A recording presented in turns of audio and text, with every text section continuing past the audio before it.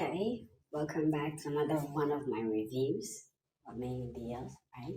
This time we're going to talk about what's it called? Sangmin Dinneaw or something like that. It's a Thai Korean beer. Well, based on their names, it's more like Korean Thai beer, right? Right. I'm going to talk about the second episode. I've seen the first one, but I didn't talk about it here, so I'm probably going to talk about both of them, both the first and the second episode. Right. This story I love. Okay, I love it. It's it's such a feel good story where you go into it and you just have a good time for the most part. It's comedic. It's kind of relaxing. It's a bit long though. I had no idea it was a 40-minute story. I thought it was a 20-minute story the first time I watched it. That's why it took me a while to watch the second episode. But then when I went back to watch the second episode, then I looked at the time and I was like, oh, this is actually a 40 something minute story. It's like 40 to 15 minutes. And I was like, oh, okay. But it's still a good story. There's Sangmin and Dinneaw or something like that. I love those characters. They are fun. And then the other characters who one of them sells some sort of I don't know what it's meatballs or something, and then the other one is like is an owner of the place. They are also adorable as well. Someone in the second episode they had a kiss and it was like, oh my god. It was that good.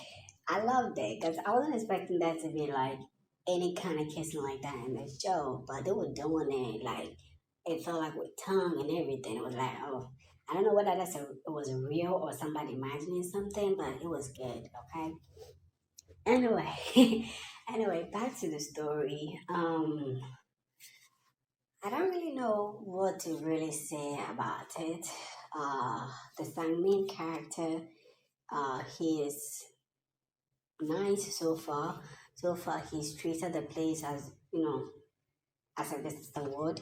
He doesn't know the place, so he's kind of watching the step as it goes along.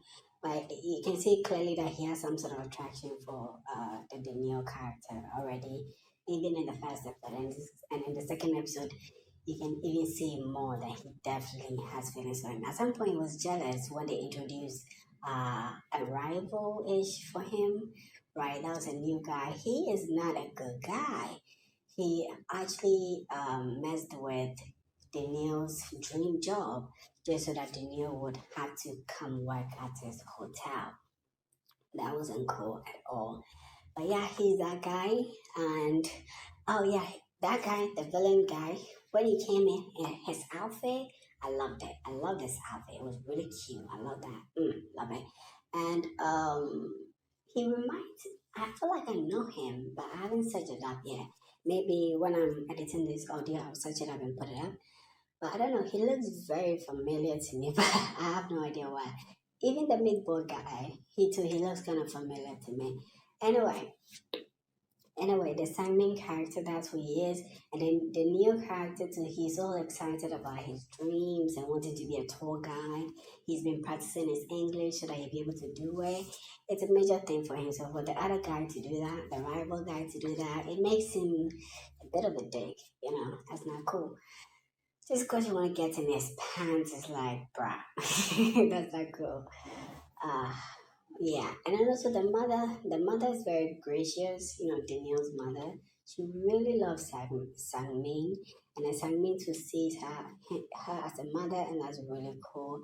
I also like the mother. There was a scene in the second episode where she was talking to one of the pictures that was hanging on some kind of cardboard thing that she has. And then I think she was talking to either her husband or her father. I didn't really get a contact with that. But then she got up and then started dancing with the person in the picture. And then we're just having a good time. And I really like that.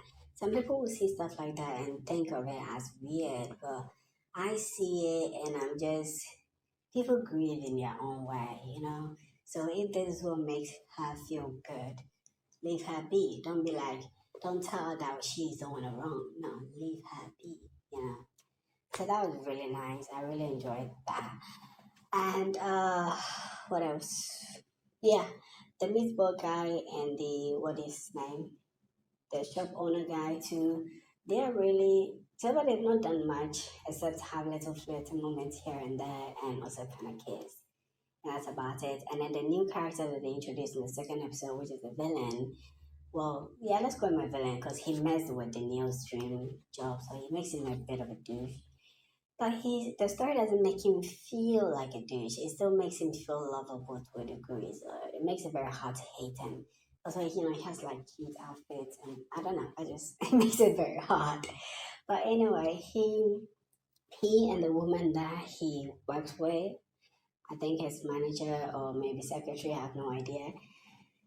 They also very comedic character because I remember there was a scene where they wanted Daniel to take the hotel job, and Daniel was like, "I like to do things on my own," and their reaction was so funny.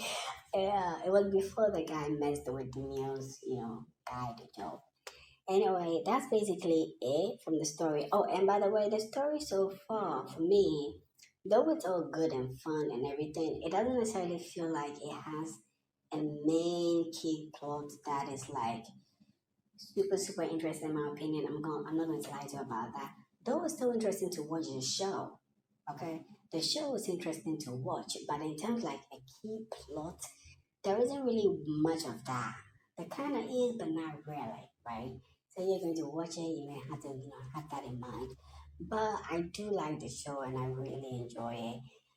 And I think that's all I have to say about it. I'm excited to watch more. I'm excited to continue the third episode and see where the story goes. So far, I love this. All right. So that's my review of the Sangmin Dinneaw story, and yeah. Anyway, bye.